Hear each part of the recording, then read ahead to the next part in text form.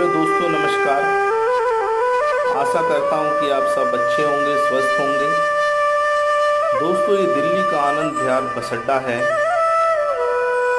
यहीं से दिल्ली से सभी जगह के लिए बस जाती है। यह जो बस का जो दृश्य है, इस बस के अंदर मैं और मेरा दोस्त किशन सिंह नेगी बैठे हुए हैं। बस अभी खाली है। नीचे जो बस चालक और कंडक्टर अपनी सवारी का इंतजार कर रहे हैं। यहीं से बस दिल्ली आनंद विहार से गढ़मुक्तेश्वर की ओर प्रस्थान करेगी। काफ़ी समय से मैं विचार कर रहा था, क्यों ना हो कहीं ऐसी जगह जाया जाए जहाँ पर आत्मा को तृप्ति मिले। तो मैंने अपने दोस्त को फ़ोन किया। दोस्त भी गढ़मुक्तेश्वर के लिए तैयार हो गया। अब आप देख रहे होंगे बस से अंदर और बाहर का दृश्य। बस अब गाजियाबाद की ओर पहुंच चुकी है।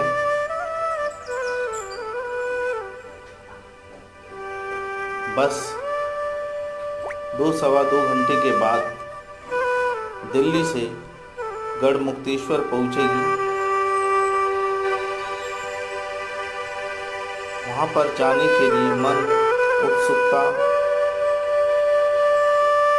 हो रहा था कि मानो मैं अभी पहुंच जाऊं। दोस्तों, मेरे लिए वो सुनहरा पल था गढ़मुक्तेश्वर जाने का।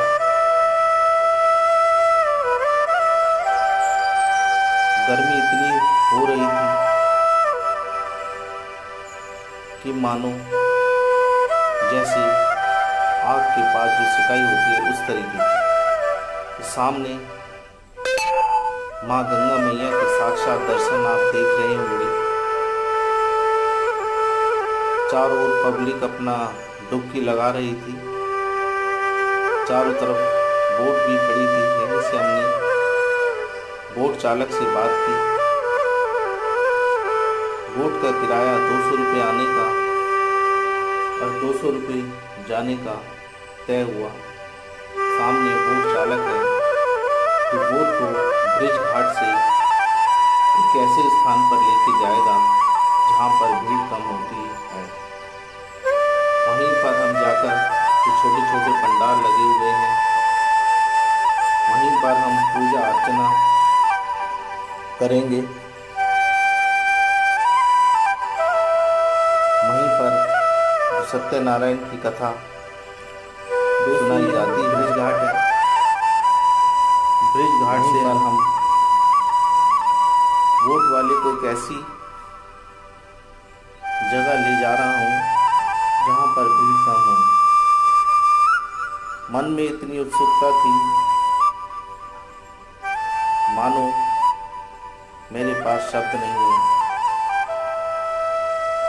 बोट की आवाज़ इतनी थी, जो उसका जो इंजन है वो इतना कर रहा था कि आजू बाजू की आवाज़ भी बिल्कुल भी सुनाई नहीं दे रही थी। इसलिए मैंने वॉल्यूम बंद कर दिया और इसको अपनी आवाज़ दी। सामने जो ब्रिज दिखाई दे रहा है, ऊपर गाड़ियाँ जा रही हैं, आप वीडियो के माध्यम से देख सकते हैं। दोस्तों, मैंने ख़ास तौर से बोट वाले को कहा कि हमें बिल्कुल गंगा मैया के बीचों बीच लेके चलना, जहाँ पर मैं अपने हाथों से माँ गंगा के आंचल को छू सकूं। आप चेहरे पर प्रसन्नता का भाव देख रहे होंगे। हवा इतनी तेज थी कि तनिक भी वहाँ पर पहुँचने के बाद गर्मी का एहसास नहीं हुआ। दोस्तों, मेरा दोस्त बात कर रहा है लेकिन मुझे उसकी आवाज़ नहीं सुनाई दी। ये बोट में फ्रूट और सब्जियां बेच रहे हैं एक अंकल। यहाँ पर पहुंचकर हमने गंगा मैया के अंदर डुबकी लगाई। मैं और मेरा जो दोस्त है, दोस्त कम भाई ज़्यादा है, ऐसा ही हम दोनों का प्यार है। यह मेरे बचपन का दोस्त है। मेरा कोई भाई तो नहीं है, लेकिन इसी को मैंने अपना दोस्त और भाई माना है। दोस्तों, ऐसा ही अपना प्यार है। देखो, ये मुझे नहला रहा है, खुद भी नहा रहा है, मुझे भी नहला रहा है। आप देख सकते हो, ऐसी दोस्ती की मिसाल शायद ही देखने को मिले।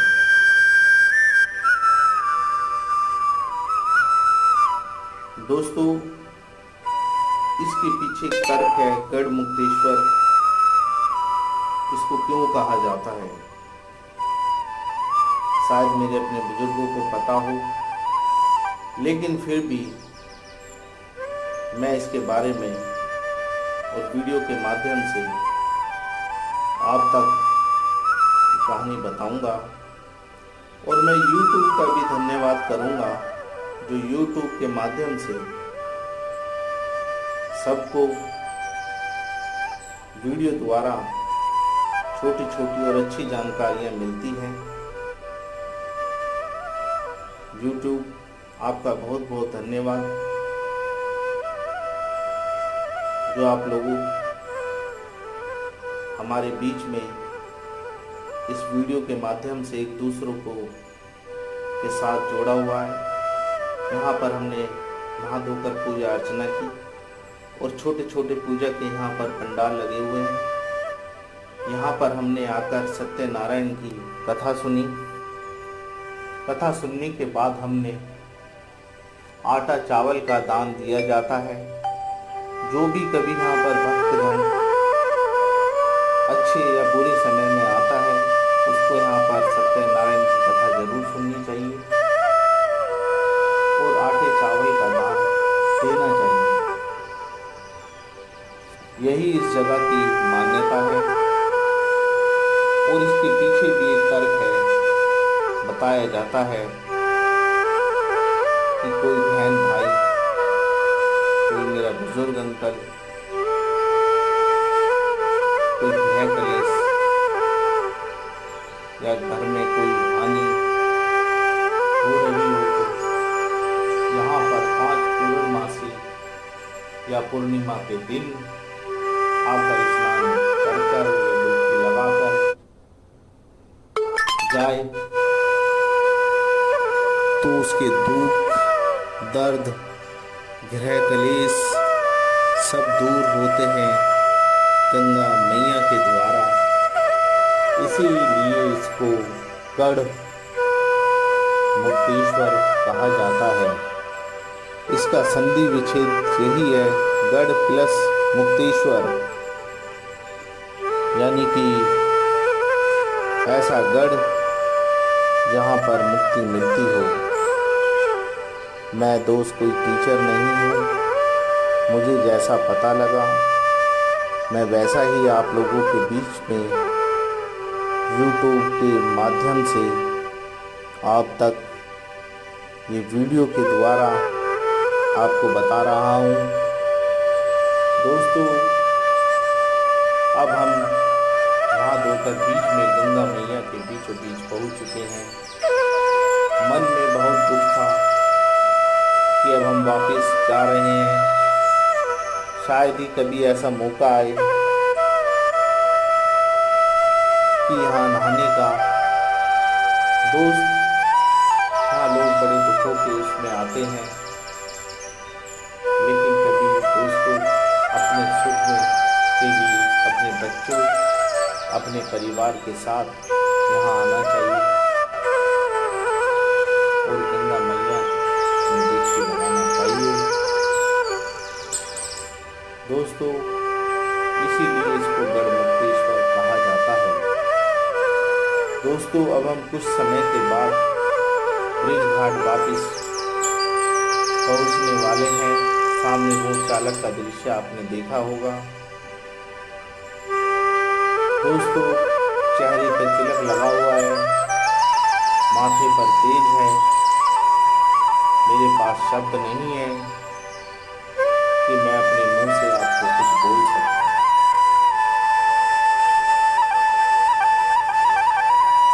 दोस्तों, मेरा दोस्त कुछ कह रहा है, लेकिन इंजन की इतनी तेज आवाज़ है, उसकी आवाज़ बिल्कुल भी सुनाई नहीं दे रही है। पानी जब मैंने या गंगा मैया को जब मैंने बीचों बीच हाथ को या हाथ से छुआ, तो मन मुग्ध हो गया, मेरे रोंगटे खड़े हो गए।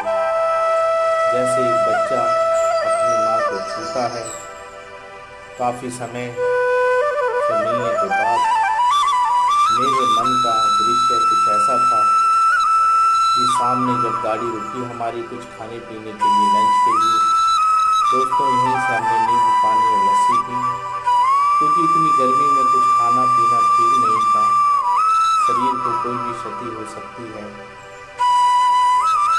क्योंकि गर्मी में कुछ खाने से बचना चाहिए।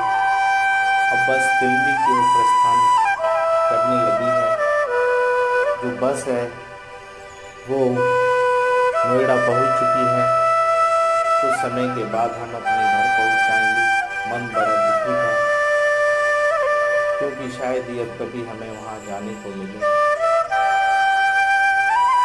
दोस्तों, सारी समय पैसे की, सारी बात समय और पैसे की है।